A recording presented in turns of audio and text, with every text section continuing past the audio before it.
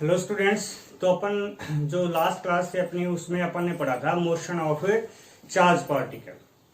तो आपने उसमें देखा था कि अगर एक बार रिपीट कर देता हूं कि अगर मैग्नेटिक फील्ड के पैरेलल मूव करता है तो चार्ज पार्टिकल कैसे मूव कर रहा था, स्ट्रेट पाथ में। अगर परपेंडिकुलर करता है तो सर्कुलर पाथ में। और अगर 0 से ज्यादा और 90 के बीच में अगर मूव करता है तो वो कैसे हेलिकल पाथ में मूव करने लग जाता है। तो ये कंसेप्ट है, ये आगे यूज होगा, तो उसे थोड़ा रिमाइंड करवाया आपको। अब देखिए, आज अपने यहाँ पे टॉपिक स्टार्ट करने से पहले 2 पॉइंट हैं छोटे छोटे, वो अपन देखेंगे। सबसे पहला होगा यहाँ पे क्रॉस फील्ड, मतलब क्रॉस क्षेत्र। क्रॉस फील्ड का मतलब सिंपल है कि एक ऐसा फील्ड जिसके अंदर इलेक्ट्रिक और मैग्नेटिक फील्ड दोनों एक दूसरे के क्या हो, परपेंडिकुलर होते हैं, उसे अपन क्या बोल देते हैं, उस फील्ड को अपन क्या बोल देते हैं, क्रॉस फील्ड। तो अपन कह सकते हैं a field in which electric and magnetic field are perpendicular to each other is called cross field. मतलब वह क्षेत्र जिसमें विद्युत क्षेत्र और चुंबकीय क्षेत्र एक दूसरे के क्या होते हैं, लंबवत होते हैं, उसे अपन क्रॉस क्षेत्र कहते हैं। जैसे मान लीजिए यहाँ पे मान लेते हैं यहाँ पे मैग्नेटिक फील्ड हो गया है, इधर आपका मान लीजिए पॉजिटिव नेगेटिव है, यहाँ पे पॉजिटिव है, तो यहाँ पे इलेक्ट्रिक फील्ड हो गया, इधर इलेक्ट्रिक फील्ड हो गया है, और नॉर्थ से साउथ यहाँ पे मैग्नेटिक फील्ड होगा। तो यहाँ पे इस क्षेत्र को अपन क्या बोलेंगे, यहाँ पे क्रॉस फील्ड बोलेंगे। ठीक है कि नहीं है? तो यहाँ पे क्या है कि यहाँ पे क्रॉस फील्ड आपने यहाँ पे पढ़ा। इसके बाद नेक्स्ट एक डेफिनेशन है, वो देखिए,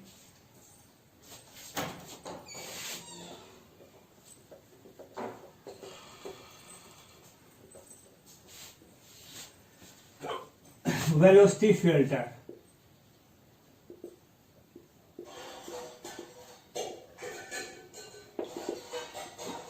वेग फिल्टर भी अपन इसको बोल सकते हैं। तो यहाँ पे वेग फिल्टर क्या है, एक सिस्टम ही है, मतलब एक सिस्टम है जिसके अंदर क्या होता है, क्रॉस फील्ड के अंदर बना होता है। ये सिस्टम किसके अंदर बना होता है, क्रॉस फील्ड के अंदर, जिसके अंदर मैंने बताया कि जिसके अंदर मैग्नेटिक और इलेक्ट्रिक फील्ड दोनों आपस में क्या हो, परपेंडिकुलर हो। जैसे एग्जांपल के तौर पे मान लीजिए इलेक्ट्रिक फील्ड ऐसे है और मैग्नेटिक फील्ड ऐसे है, तो दोनों एक दूसरे के परपेंडिकुलर हो गए। और इस कोई चार्ज पार्टिकल इस क्रॉस फील्ड के क्या जाता है, परपेंडिकुलर मूव करता है, मतलब दोनों इलेक्ट्रिक और मैग्नेटिक फील्ड दोनों के क्या करता है, परपेंडिकुलर मूव करता है। और तब इसके ऊपर लगने वाला इलेक्ट्रिक और मैग्नेटिक फोर्स दोनों क्या होते हैं, बराबर होते हैं। तो जब चार्ज पार्टिकल इसको क्रॉस करेगा ना, पांच से बाहर आएगा, तो उसकी वेलोसिटी क्या रहेगी, कांस्टेंट रहेगी। मतलब इस पे डिपेंड नहीं करता कि कितना चार्ज मूव कर रहा है, 1 कूलम कर रहा है, 2 कूलम कर रहा है, 3 कूलम, सभी की वेलोसिटी क्या रहेगी, यहाँ पे कांस्टेंट रहेगी। तो ऐसे फील्ड को अपन क्या बोल देते हैं, वेलोसिटी फिल्टर बोल देते हैं।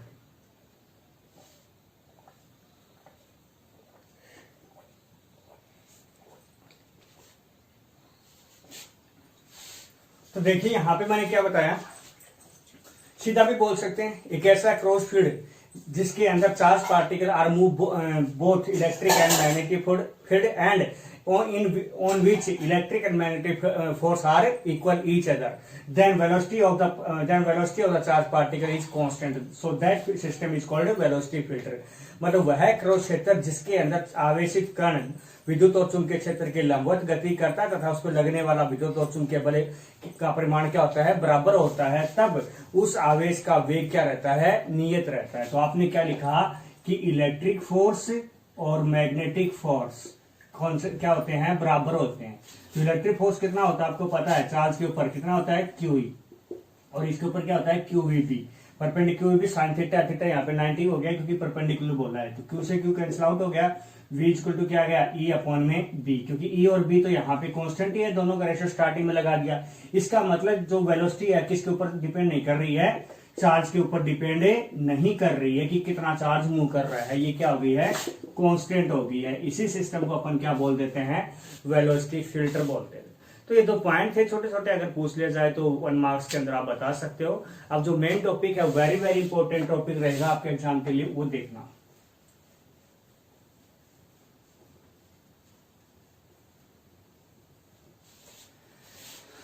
टॉपिक का नाम होगा यहां पे साइक्लोट्रॉन।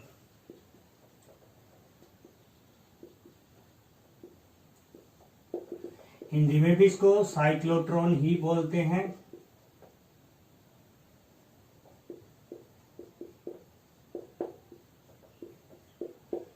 बहुत ही इंपॉर्टेंट टॉपिक है, दोबारा बता रहा हूं एग्जाम के लिए। सबसे पहला क्वेश्चन आपका बनता है कि साइक्लोट्रॉन होता ही क्या है। साइक्लोट्रॉन एक सिस्टम होता है, एक डिवाइस होता है, यूं कह सकते हैं, जो कि चार्ज पार्टिकल एग्जाम्पल के तौर पे जैसे मान लीजिए प्रोटॉन है, ड्यूट्रॉन है, अल्फा पार्टिकल है, ये चार्ज पार्टिकल होते हैं। इनको हाईली एक्सलेट करने के काम आता है विद हाई एनर्जी के साथ, मतलब उच्च ऊर्जा के साथ उच्च त्वरित करने के काम आता है। तो आप क्या कह सकते हो, साइक्लोट्रॉन क्या होता है? It is a device which is use to highly accelerate the charge particle, bracket में लिख देना ये तीनों, विद ए हाई एनर्जी। मतलब यह एक यंत्र होता है जो आवेशित कण प्रोटॉन, न्यूट्रॉन और अल्फा पार्टिकल को उच्च ऊर्जा के साथ उच्च त्वरित करने के काम आता है। ये तो इसकी डेफिनेशन हो गई है। दूसरी नंबर बात क्या आती है, यहां पे इसका प्रिंसिपल आता है। तो प्रिंसिपल देखिए यहां पे इसका प्रिंसिपल का मतलब किस आधार पे ये काम करता है। सिंपल है, यहाँ पे प्रिंसिपल में सिर्फ बताऊंगा, समझ आने की बात आएगी तब यहाँ पे वर्किंग में जो आएगा ना तब इसको समझ पाएंगे। कह रहा है कि जब चार्ज पार्टिकल की मोशन को, किसको? चार्ज पार्टिकल की मोशन को क्रॉस फील्ड के अंदर, क्रॉस फील्ड का मतलब समझ गए ना आप, जहां पे इलेक्ट्रोमैग्नेटिक एक दूसरे के परपेंडिकुलर होते हैं, क्रॉस फील्ड में बार बार रिपीट की जाती है तो वह चार्ज पार्टिकल हाई एनर्जी के साथ हाईली क्या हो जाता है? एक्सलेट हो जाता है। यही इसका प्रिंसिपल है। मतलब किसी आवेशित कण की गति को किसी क्रॉस क्षेत्र में बार बार दोहराया जाता है तो वह आवेशित कण उच्च ऊर्जा के साथ उच्च त्वरित हो जाता है। तो इसी प्रिंसिपल के आधार पर ये साइक्लोट्रॉन क्या काम करता है? काम करता है। अब बात आते हैं यहां पे किसकी? इसके कंस्ट्रक्शन की। तो देखिए यहां पे तीसरा पॉइंट होगा यहां पे कंस्ट्रक्शन, मतलब बनावट। कैसे बनाते हैं? यहां पे क्या काम करते हैं? डी के आकार की,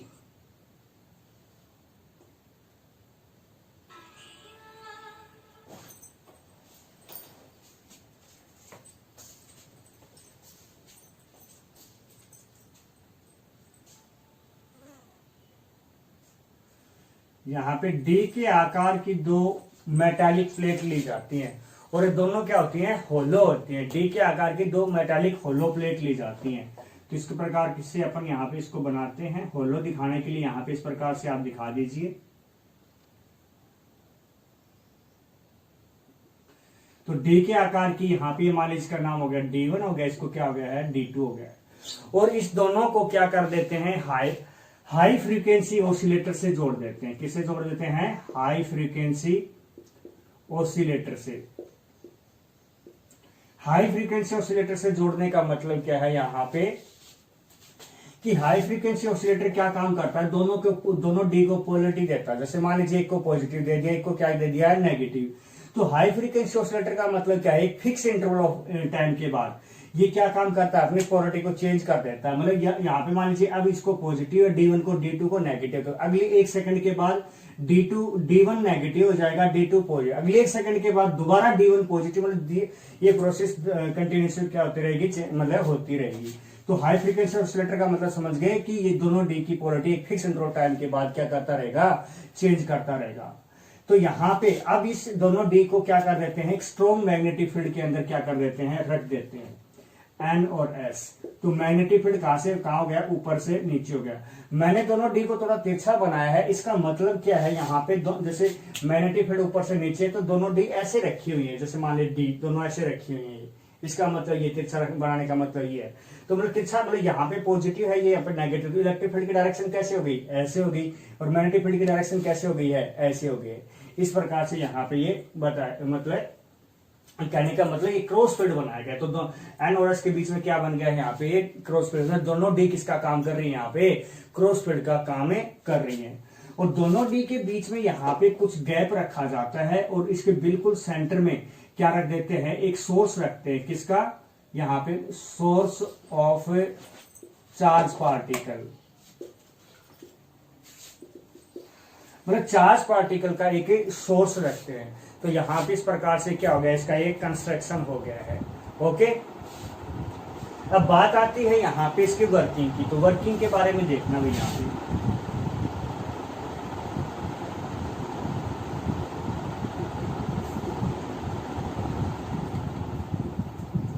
क्रियाविधि। तो देखना, कह रहा कि जैसे ही कोई चार्ज पार्टिकल सोर्स यहाँ पे इसके सेंटर में रखा जाता है, जैसे एग्जांपल के तौर पे हमने मान लिया प्रोटॉन रख दिया, तो प्रोटॉन के ऊपर आपको पता है कैसा चार्ज होता है, पॉजिटिव होता है। तो पॉजिटिव चार्ज है तो ये अट्रैक्ट होगा किधर होगा, नेगेटिव की तरफ। तो नेगेटिव चार्ज किस पे है, D2 पे। तो ये चार्ज पार्टिकल ऐसे मूव करेगा, चार्ज पार्टिकल ऐसे मूव करेगा इधर, और आपको पता है मैग्नेटिक फील्ड ऊपर से नीचे है, तो मैग्नेटिक फील्ड की डायरेक्शन के कैसे हुआ, परपेंडिकुलर। और आपने पढ़ा था कि परपेंडिकुलर मूव करता है तो कैसे मूव करने लग जाता है, एक सर्कुलर पाथ में। तो चार्ज पार्टिकल सीधा जाने की बजाय ऐसे घूम जाएगा, और जैसे इसका हाफ साइकिल क्या होगा, कंप्लीट होगा, तो जो ऑसिलेटर आपने लगाया ना, ये क्या काम कर देगा, अपनी पोलरिटी को चेंज कर देगा। मतलब अब इसके ऊपर नेगेटिव आ गया और इसके ऊपर क्या आ गया, पॉजिटिव। तो जैसे इसका हाफ साइकिल कंप्लीट हुआ, किसका, प्रोटॉन का, तो अब नेगेटिव किसके ऊपर है, D1 पे है। तो अब चार्ज पार्टिकल किधर आएगा, इधर आएगा। वही बात, मैग्नेटिक फील्ड तो ऐसे ही है, अब इधर जा रहा तो भी तो क्या हुआ, परपेंडिकुलर ही हुआ ना। तो अब जैसे इसका हाफ साइकिल कंप्लीट हुआ तो दोबारा ये क्या होगा, और मतलब इसकी पोलरिटी दोबारा चेंज हो जाएगी। तो ये प्रोसेस लगातार क्या होती रहेगी, मतलब कंटिन्यूसली होती रहेगी। और ये आपका चार्ज पार्टिकल है, उसकी मोशन आपने क्या देख रहे हो यहाँ पे, अब चार्ज पार्टिकल की जो मोशन है यहाँ पे बार बार क्या हो रही है, रिपीट हो रही है, कभी इधर कभी इधर, जिसके कारण से चार्ज पार्टिकल लगातार क्या हो रहा है, हाई एनर्जी की स्पीड बढ़ रही है तो एनर्जी भी बढ़ रही है, और हाईली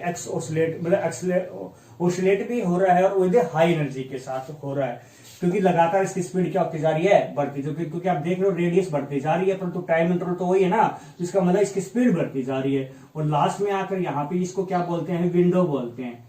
और विंडो से क्या आ जाता है, बाहर आ जाता है। जो भी काम आपको लेना होता है, टी मतलब इसको क्या बोलते हैं, टारगेट बोलते हैं। उस टारगेट के ऊपर क्या हो जाता है, कोलाइड कर जाता है।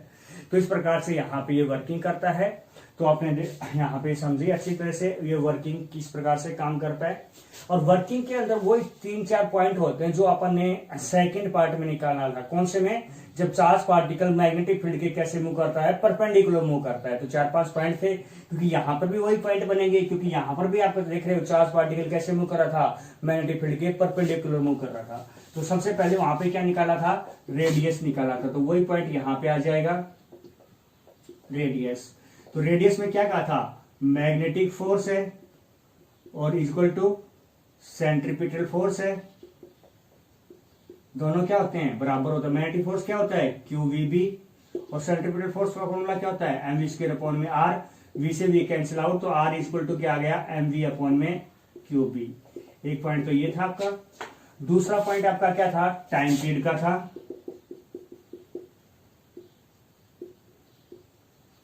टाइम पीरियड का फॉर्मूला आपको पता है, डिस्टेंस अपॉन में वेलोसिटी 2πr/v।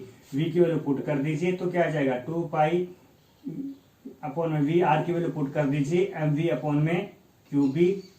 तो v से v कैंसिल आउट हो गया।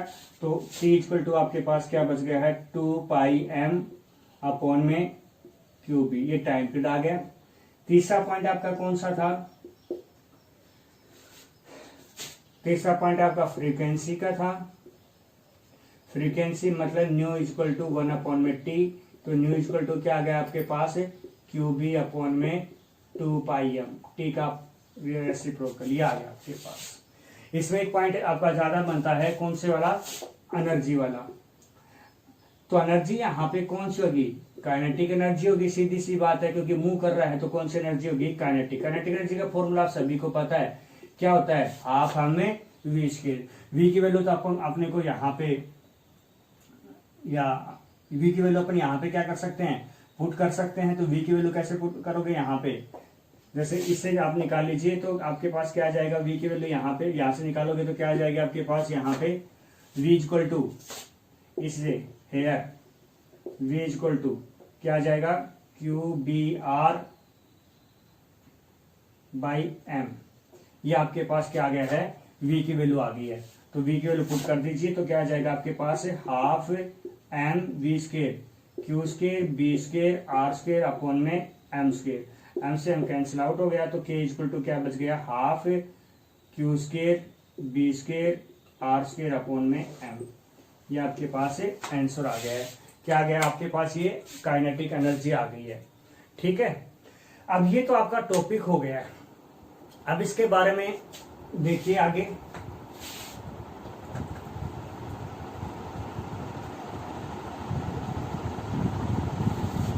इसमें पूछ लिया जाता है कि इसकी लिमिट यूजेस पूछ लेते हैं कि काम क्या आता है, मतलब इसके उपयोग क्या क्या होते हैं। तो आपको बता देता हूं, सबसे पहले ये आपका radio active isotopes, radio active isotopes, ठीक है कि नहीं है, रेडियो एक्टिव आइसोटॉप्स बनाने के काम आते हैं। जैसे यूरेनियम का 235, 238, 236 इस तरह के मतलब आइसोटॉप्स होते हैं ना, तो वो बनाने के काम आते हैं। ठीक है, समस्थानिक जिसे बोल देते हैं, जो रेडियो एक्टिव पदार्थ होते हैं उसके समस्थानिक बनाने के काम आते हैं। दूसरा नंबर बात, यहाँ पे इसका जो यूज होता है ना, वो क्या काम आता है, एटॉमिक डिटेक्शन ऑफ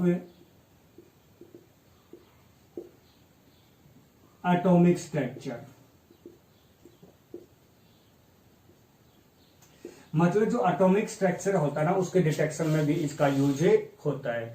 जैसे आपको याद हो कि एटम की साइज कितनी होती है, न्यूक्लियस होता है कि नहीं होता, आपने रदरफोर्ड का एक्सपेरिमेंट पढ़ा था 11th क्लास के अंदर केमिस्ट्री के अंदर, तो ये वैसे 12th में पढ़ेंगे। तो रदरफोर्ड के अंदर अल्फा पार्टिकल जाके टकरा रहा था, तो अल्फा पार्टिकल हाईली एक्सीलरेट किया होगा तभी तो जाकर टकराए ना, तो वहां पे उसके लिए भी इसका यूज होता है। तो यहाँ पे कहने का मतलब एटॉमिक स्ट्रक्चर के अंदर भी इसका यूज किया जाता है। तीसरा पॉइंट आपका इसमें आता है न्यूक्लियर रिएक्टर के अंदर।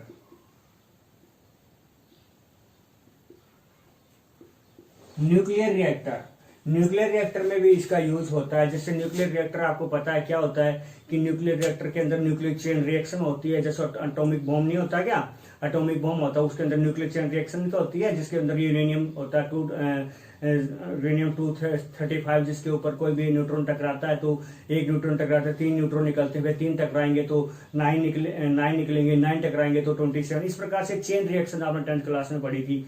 तो इस प्रकार से कंटिन्यूसली ये क्या होती रहती है, अनकंट्रोल्ड रिएक्शन होती है। और न्यूक्लियर रिएक्टर में क्या होता है कि मतलब न्यूक्लियर रिएक्शन को मतलब स्टार्ट करने के लिए मतलब या उसके अंदर कंट्रोल करने के लिए किसका यूज किया जाता है, न्यूक्लियर रिएक्टर का यूज उसके अंदर होता है। तो यहाँ पे इसके यूजेज हैं जो आपने साइक्लोट्रॉन पढ़ा है उसका ये। अब इसकी कुछ लिमिटेशंस भी हैं।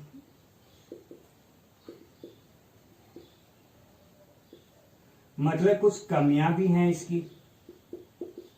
तो कमियां क्या हैं इसकी, तो कमियां तो एक कमी तो आपको स्पष्ट पता चल रहा, आपने डेफिनेशन में लिखा कि चार्ज पार्टिकल को एक्सीलरेट करने के काम आते हैं। तो इसका मतलब फर्स्ट कमी तो यही होगी, फर्स्ट लिमिटेशन तो कि ये नॉट एक्सीलरेट द अनचार्ज पार्टिकल को एक्सीलरेट नहीं करता है। एक कमी तो यही हो गई है। दूसरी कमी क्या है कि एक्सीलरेट तो करता है। चलो एक बात और इससे पहले को बताता हूं, जो इलेक्ट्रॉन है ना, electron is not accelerate. Electron आपने कहा कि चार्ज पार्टिकल को एक्सीलरेट करता है, तो इलेक्ट्रॉन भी तो चार्ज पार्टिकल है ना, तो इलेक्ट्रॉन को भी एक्सीलरेट करना चाहिए ना, परंतु नहीं कर पाता है क्योंकि इलेक्ट्रॉन बहुत ही लाइट पार्टिकल होता है। जब इस इलेक्ट्रिक फील्ड के अंदर D1 से D2 की तरफ जाएगा तो बहुत ज्यादा हाई स्पीड से जाता है और इतनी ज्यादा एनर्जी हो जाती है कि ये क्या हो जाता है, सिस्टम से ही बाहर हो जाता है। तो इसलिए एक्सीलरेट नहीं हो पाता है हल्का होने की वजह से। तो मतलब चार्ज पार्टिकल होने के, और आप डेफिनेशन में लिख रहे थे उसके अकॉर्डिंग ये होना चाहिए था, परंतु चार्ज पार्टिकल होने के बावजूद भी ये क्या नहीं होता है, एक्सीलरेट नहीं होता है। क्यों नहीं हो पाता उसका कारण मैंने बता दिया, क्योंकि इसकी क्या होता है, बहुत ही लाइट होता है, जो कि क्या होता है फर्स्ट राउंड के अंदर इसकी हाई एनर्जी के कारण ये सिस्टम से ही बाहर हो जाता है।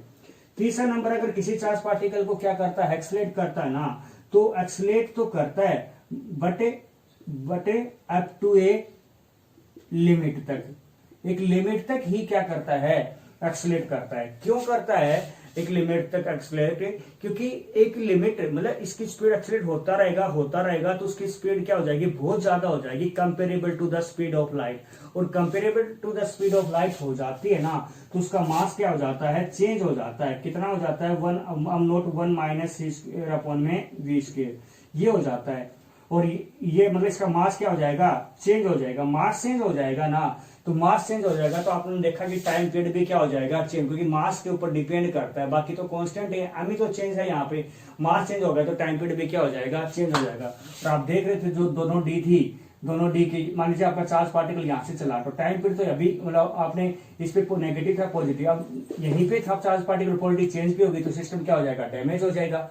इसका मतलब क्या है कि इसका टाइम पीरियड क्या हो जाएगा, चेंज हो जाएगा। टाइम पीरियड चेंज होता है, सिस्टम ही क्या हो जाएगा, मतलब डैमेज हो जाएगा। मतलब एक लिमिट तक ही क्या करता है ये, मतलब एक्सलेट करता है।